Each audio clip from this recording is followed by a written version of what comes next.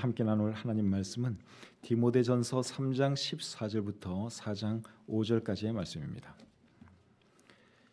디모데전서 3장 14절부터 4장 5절까지의 말씀을 저와 여러분들이 한 절씩 교독하겠습니다. 내가 속히 내게 가기를 바라나 이것을 내게 쓰는 것은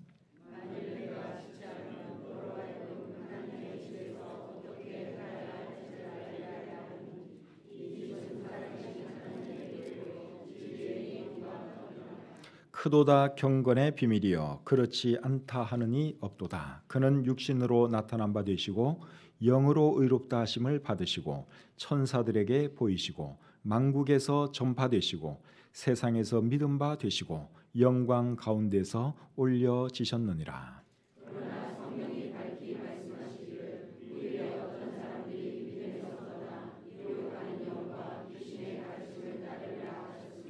자기 양심이 화인을 맞아서 외식함으로 거짓말하는 자들이라.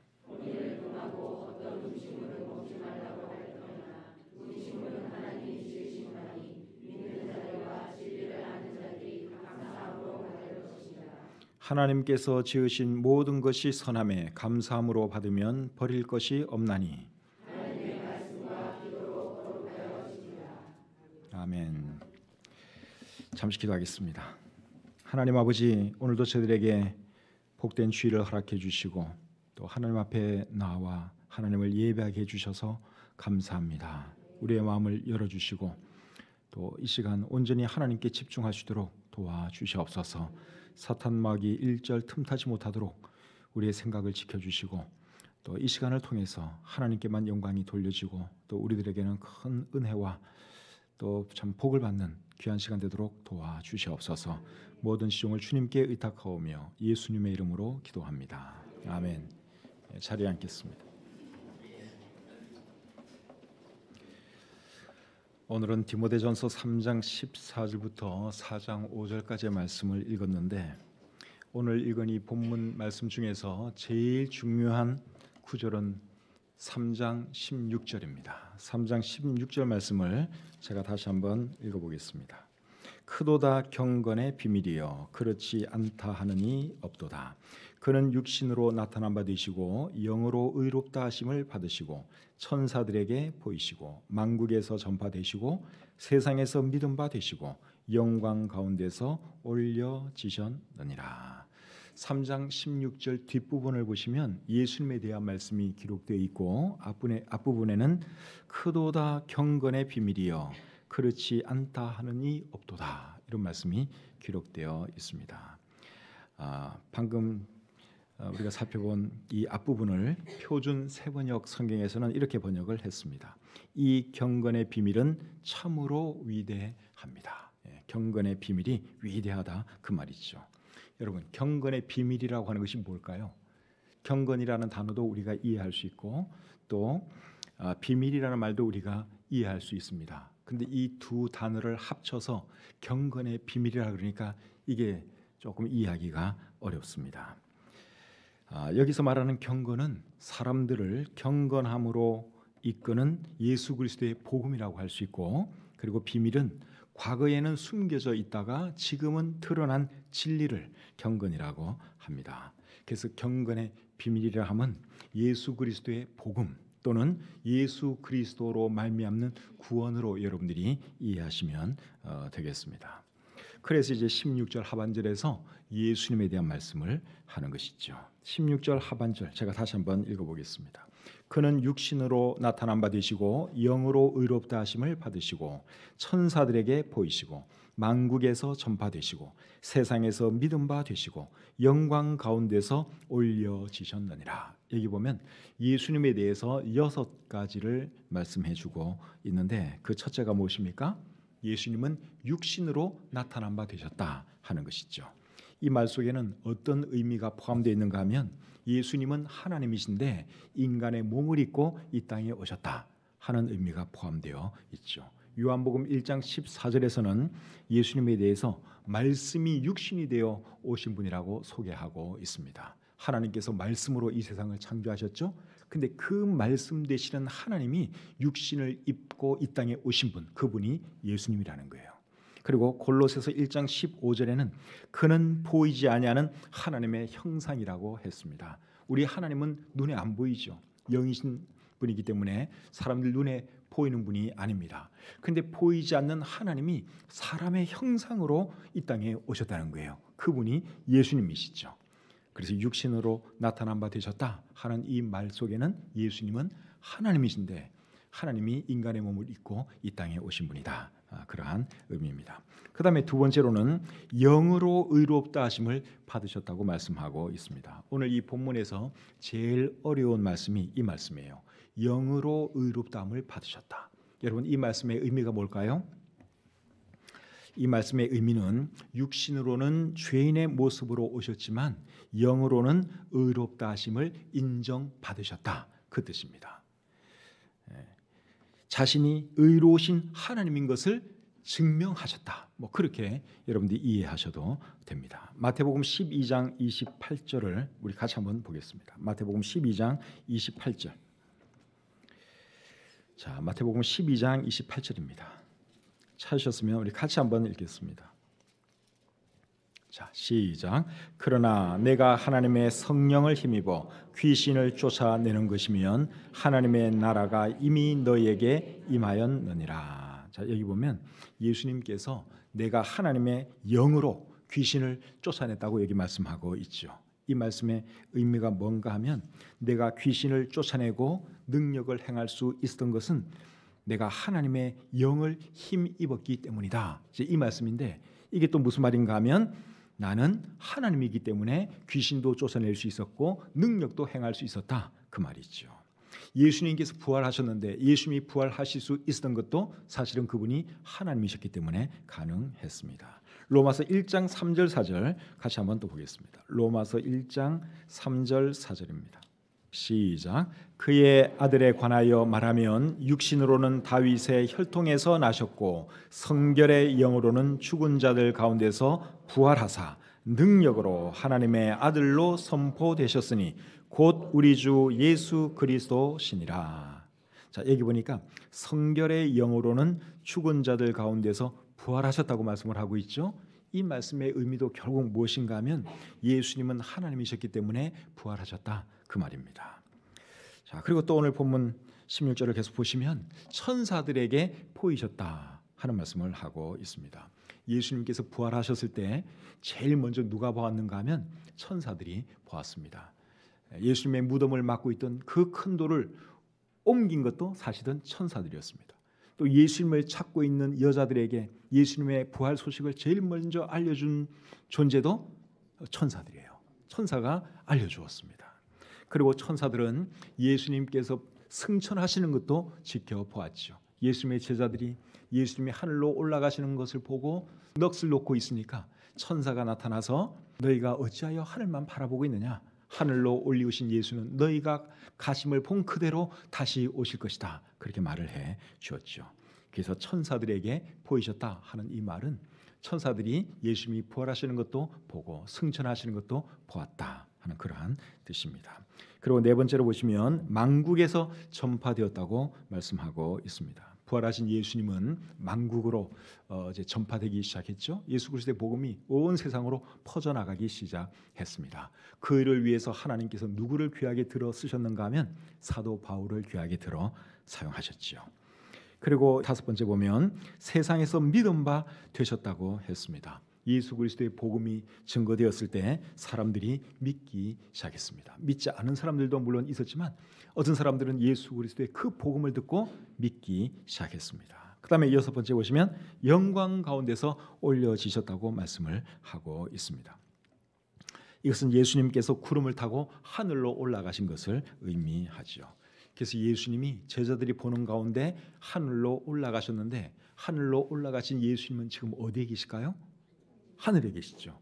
그래서 예수님이 계신 그 하늘을 우리 성경에서는 셋째 하늘이라고 합니다. 첫째 하늘은 대기권이 첫째 하늘이고 그 다음에 우주 공간, 이것을 둘째 하늘로 우리가 이해할 수 있을 것이고 그 다음에 셋째 하늘이라고 하는 것이 있는데 이거는 사람들의 육안으로 확인될 수 있는 그런 곳은 아니에요. 근데 우리 예수님이 어쨌든 하늘로 올라가셔서 그 셋째 하늘, 사람이 감히 넘볼 수 없는 그 영역에 가 계십니다. 그곳을 우리는 낙원이라고 하기도 하고 천국이라고 하기도 하죠.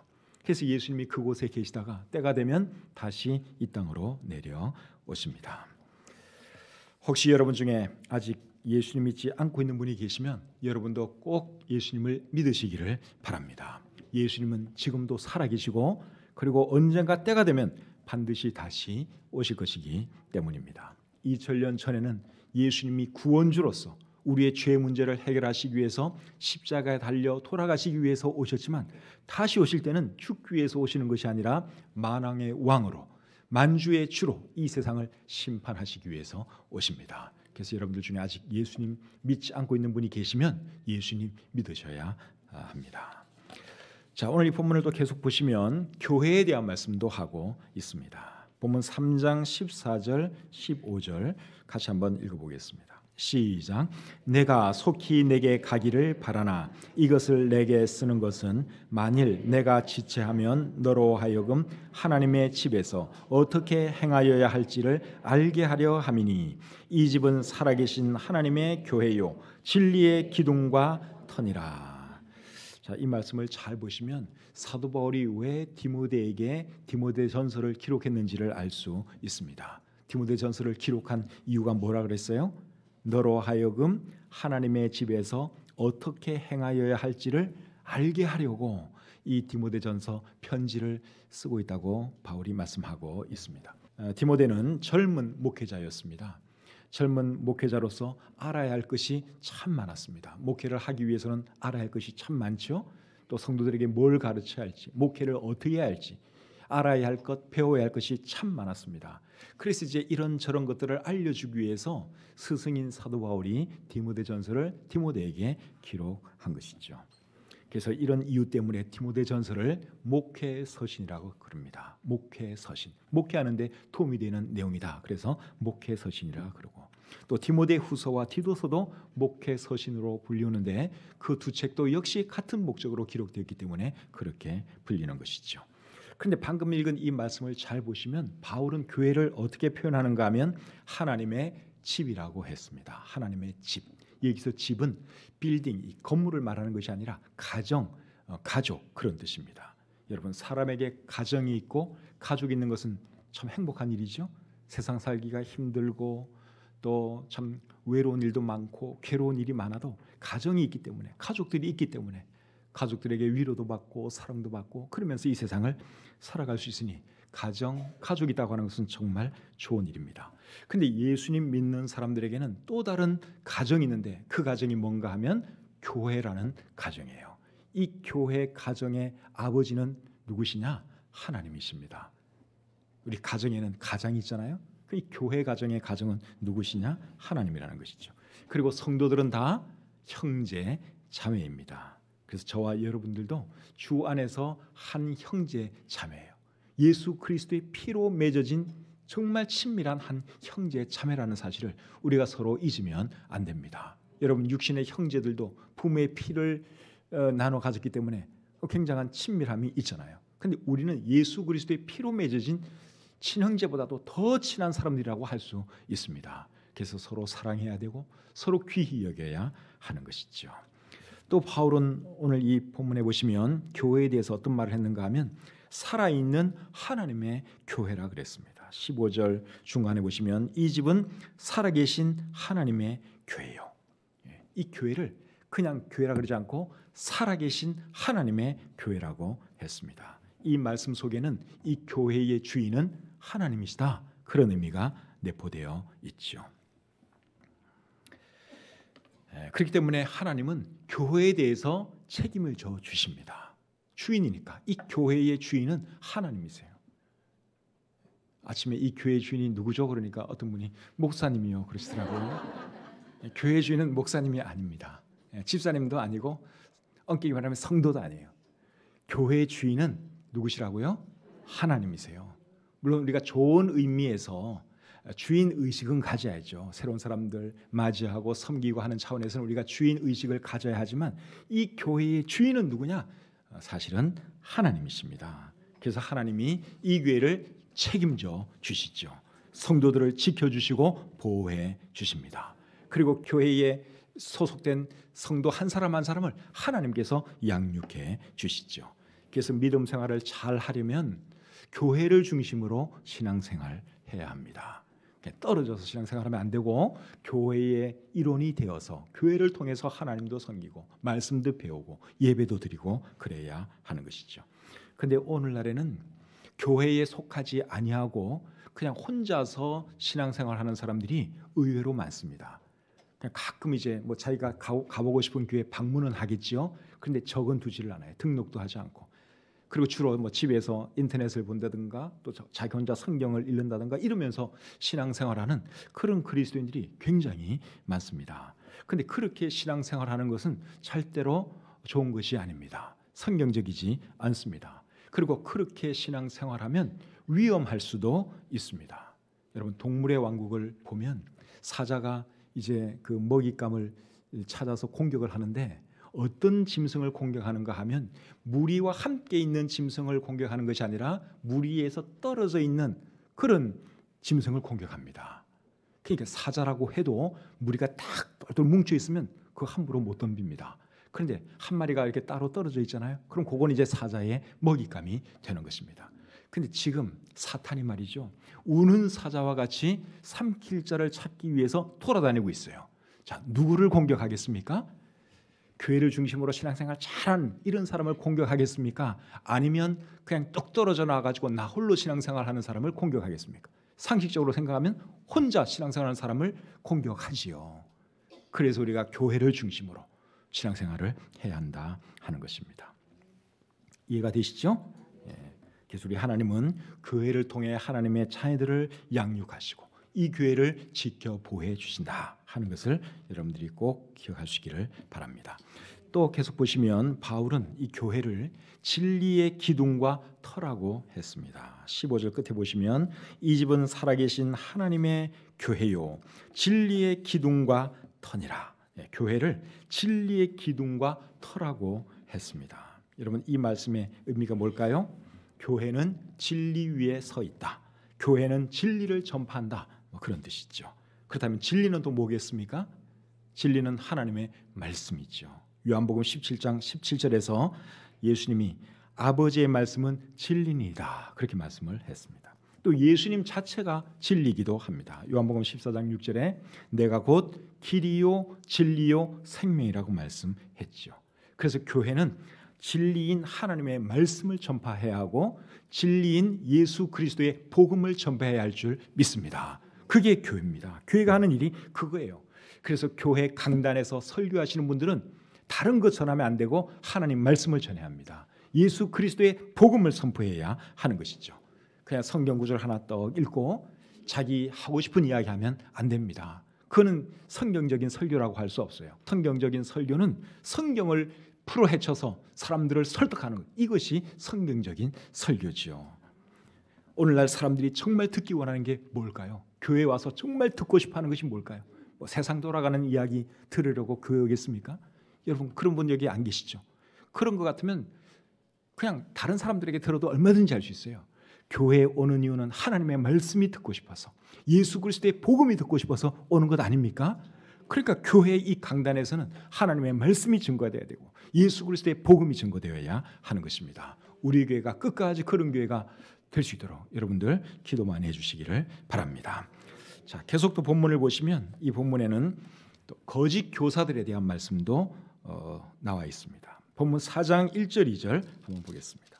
시작. 그러나 성령이 밝히 말씀하시기를 후일에 어떤 사람들이 믿음에서 떠나 미혹하는 영과 귀신의 가르침을 따르리라 하셨으니 자기 양심이 화인을 맞아서 외식함으로 거짓말하는 자들이라. 하나님께서 교회를 지켜주시고 보호해 주시지만 사탄은 이 교회를 무너뜨리기 위해서 갖은 노력을 다합니다.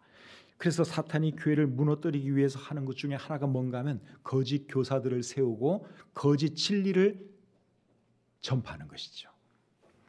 그런데 이 말씀을 잘 보니까 거짓 교사들은 어디서 나오는가 하면 교회에서 나옵니다. 다른 데서 나오는 게 아니라 거짓 교사들은 정상적인 교회에서 나온다는 거예요.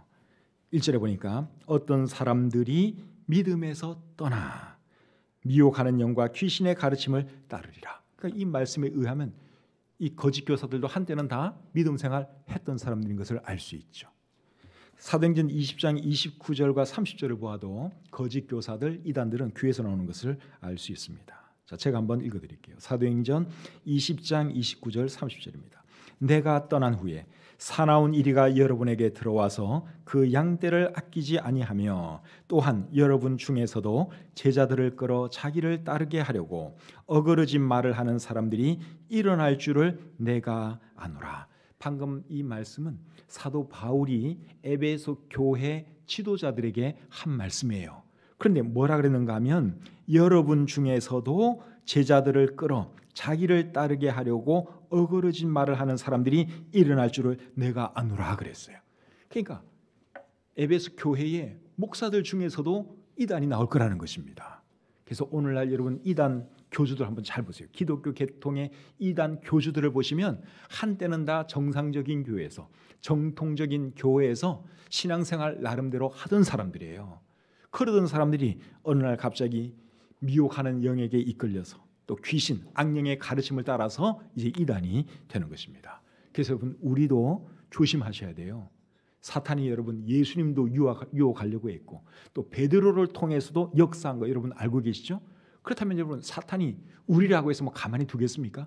사탄은 우리도 얼마든지 유혹할 수 있고 우리도 얼마든지 잘못된 길로 가게 만들 수 있어요. 그러니까 우리가 정말 조심할 필요가 있는 것이죠. 그리고 거짓 교사들에 대해서 2절에서는 이렇게 말하죠. 양심이 화인을 맞아서 외식함으로 거짓말하는 자들이다. 그러니까 이단들은 여러분 자기가 사람들을 미혹하고 사람들을 이렇게 거짓말로 이끌고 있다고 하는 것을 알까요? 모를까요? 알죠. 알아요. 양심이 화인을 맞아서 외식함으로 거짓말하는 자들이라 그랬으니까 자기가 거짓말하는 거 자기가 잘 압니다. 그런데 그냥 외식함으로 거짓말하는 거예요. 그 자리 계속 유지해 나가려고 또 사람들 많이 끌어모으기 위해서 자기가 메시아 아닌 것 자기가 너무너무 잘 알면서도 자기가 메시아인 것처럼 행세하죠. 자기가 재림 예수 아니라는 거 자기가 더 잘 알면서 자기가 재림 예수라고 주장하는 거예요. 그게 이단들입니다. 그러니까 거짓말로 그러는 것이죠. 외식함으로 뻔히 알면서 자기가 메시아 아닌 거 뻔히 알면서 그렇게 속이는 것입니다. 그런데도 이단들은 양심의 가책을 전혀 느끼지를 않습니다. 왜 그런가 하면 그들의 양심은 화인 맞았기 때문이라고 여기 말씀하고 있죠. 화인이 뭔가 하면 불로 찢어서 도장 찍는 것이 화인이에요. 낙인이라 그러기도 하죠. 그러니까 불에 찢어서 이렇게 도장을 꽉 찍어놨기 때문에 그 부위는 이렇게 만져도 아무런 감각이 없는 거예요. 양심이 그렇게 무뎌졌다 이 말입니다. 그러니까 거짓말을 하고 사람들을 속임수로 그렇게 이끌어도 전혀 양심의 가책 느끼지를 않습니다. 사람이 악한 일을 여러분 계속 하다 보면 나중에는 양심의 가책 그런 거 못 느낍니다. 죄책감 그런 거 못 느낍니다. 그런데 그것이 비극이죠. 양심의 가책을 느끼고 죄책감을 느끼면 아 이거 내가 이러면 안 된다 회개할 거 아닙니까? 근데 나쁜 짓 못된 짓 그걸 계속 하다 보면 나중에는 이 양심이 무뎌져요. 그러니까 회개할 생각도 안 나요. 이제는 그냥 그게 생활이 됩니다. 그게 비극이라는 거예요. 그렇게 되면 결국 이제 멸망하는 거니까. 그래서 우리 그리스도인들은 최대한 죄를 안 지으려고 노력해야 하고 어쩔 수 없이 죄를 짓게 되었다면 바로 뭘 해야 되는 것입니까? 회개해야죠. 그래야지 또 우리의 마음이 순수하게 유지되는 것이고 깨끗한 양심이 유지되는 것이죠. 근데 계속 죄를 쌓다 보면 나중에는 여러분 전혀 무감각한 그러한 사람이 됩니다. 그게 비극이죠. 자, 3절 말씀 계속 보겠습니다. 3절 시작. 혼인을 금하고 어떤 음식물은 먹지 말라고 할 터이나 음식물은 하나님이 지으신 바니 믿는 자들과 진리를 아는 자들이 감사함으로 받을 것이니라. 그 당시에 있었던 그 이단들은 혼인을 금하고 그리고 어떤 음식물은 먹지 말라고 사람들을 가르쳤습니다. 그러니까 이 사람들은 금욕주의 그런 성격도 좀 띠고 있었고 그리고 율법의 영향도 많이 받았던 것 같습니다. 율법에 보시면 이런 음식 먹지 말라 하는 말씀이 있죠. 레위기 11장에 그런 말씀이 있습니다. 그런데 사도 바울은 거기에 대해서 뭐라고 말씀하는가 하면 음식물은 하나님이 지으신 바니 믿는 자들과 진리를 아는 자들이 감사함으로 받을 것이니라 그랬습니다. 그 다음에 4절 5절 또 계속 읽어보겠습니다. 4절 5절 시작. 하나님께서 지으신 모든 것이 선함에 감사함으로 받으면 버릴 것이 없나니 하나님의 말씀과 기도로 거룩하여 짐이라. 그러니까 여러분 3절, 4절, 5절 말씀에 의하면 율법에서 금한 음식물이라 할지라도 먹을 수 있습니까? 없습니까? 먹을 수 있죠. 먹을 수 있습니다. 그렇다면 여러분 레위기 11장에서 금한 음식물 오늘날에도 먹을 수 있는 것이죠. 먹을 수 있는 것입니다. 돼지고기, 오징어, 새우, 낙지, 조개 이제 이런 음식들 사실은 성경에서는 금한 음식이에요. 그런데 오늘날에는 먹을 수 있습니다. 감사하잖아요. 정말 감사하죠. 만약에 이거 신약 없고 만약에 구약에 의해서 우리가 살아야 된다면 그거 다 못 먹는 거예요. 근데 유대인들은 지금도 그 사람들은 신약 안 믿고 예수님을 안 믿으니까 구약 성경대로만 살아가거든요. 지금도 유대인들은 레위기 11장에서 금한 음식들은 먹지 않습니다. 그래서 유대인들은 딱 먹을 수 있는 음식만 먹는데 그런 음식을 코셔라 그러죠. 근데 이제 그런 음식들이 사실은 몸에는 굉장히 좋고 건강에 도움이 됩니다. 그러나 어쨌든 먹을 수는 있다 하는 것을 여러분들이 잘 이해하시기를 바랍니다. 그리고 결혼을 이제 금한다고 했는데 이것은 확실히 비성경적인 가르침이죠. 하나님께서 남자와 여자 아담과 하와를 창조하시고 그 두 사람에게 뭐라 그랬어요? 둘이 한 몸을 이룰지니라 그랬어요. 결혼을 시켜줬어요. 그리고 또 어떤 말씀을 하셨는가 하면 생육하고 번성하여 땅에 충만하라, 땅을 정복하라 말씀하셨어요. 그러니까 결국은 결혼은 누가 시작한 제도인가 하면 하나님께서 시작한 제도입니다. 그리고 결혼의 대상은 한 남자와 한 여자가 되어야 하는 것이고, 그러니까 결혼은 하는 것이 이게 성경적입니다. 근데 요즘 젊은 사람들이 결혼을 잘 안 하려고 그러죠. 아기 키우는 것도 힘들고 결혼해서 살 집 마련하는 것도 힘들고 이래저래 경제적으로 힘들다 보니까 결혼들을 안 하려고 하는데 그게 여러분 이게 좋은 것이 아닙니다. 그래서 우리 예수님 믿는 젊은이들은 반드시 결혼을 하는 것이 좋습니다. 아시겠죠? 모르시겠습니까? 결혼하는 것이 좋습니다. 네. 젊은 사람들이 아멘을 많이 하셔야 되는데 할머니 할아버지들만 아멘 해가지고 소용이 없어요. 50대 이하들 아시겠습니까? 결혼해야 되는 거 여러분 믿으시죠? 50대 이하들 확실히 문제가 있긴 있네요. 하여튼 결혼해야 되는 거예요. 결혼해야 되고 자식도 많이 놓는 것이 좋습니다. 제 생각에는 최소한 3명 정도는 낳아야 돼요. 2명은 이제 그냥 본전치기 딱 하는 거고 3명 정도 낳아야지 그래도 조금 땅을 정복하고 충만하기 위해서는 2사람이 만나서 2사람 이상 3사람 정도 낳아야지 그게 좋지 않을까 그런 생각이 듭니다. 능력이 되면 4명, 5명 넣으면 더 좋고요. 자, 오늘은 예수님에 대한 말씀, 교회에 대한 말씀, 그리고 거짓 교사들에 대한 말씀을 살펴보았습니다. 예수님은 어떤 분이시라고요? 한마디로 말씀드리면 그분은 하나님이시고 또 교회는 하나님의 집이고 진리의 기둥과 터라고 말씀을 드렸죠. 그래서 그리스도인은 항상 교회를 중심으로 신앙생활해야 하고 교회는 진리 위에 서 있어야 하고 그리고 진리의 말씀을 선포해야 한다 하는 거 말씀드렸습니다. 그리고 거짓 교사들은 사탄에 미혹된 사람들이고 양심이 화인 맞아서 외식함으로 거짓말하는 사람들인 것을 우리가 배웠습니다. 오늘날 우리 주변에도 엄청 많습니다. 이단들이 이 한국 땅에 얼마나 많은지 몰라요. 그래서 그들에게 미혹당하지 않도록 조심해야 되고 항상 하나님 말씀 위에 굳건하게 서서 신앙생활 잘 할 수 있는 저와 여러분들이 되시기를 바랍니다. 기도하겠습니다. 하나님 아버지 주신 말씀 감사합니다.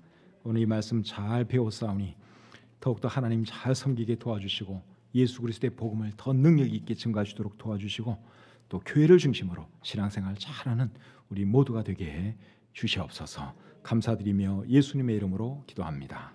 아멘.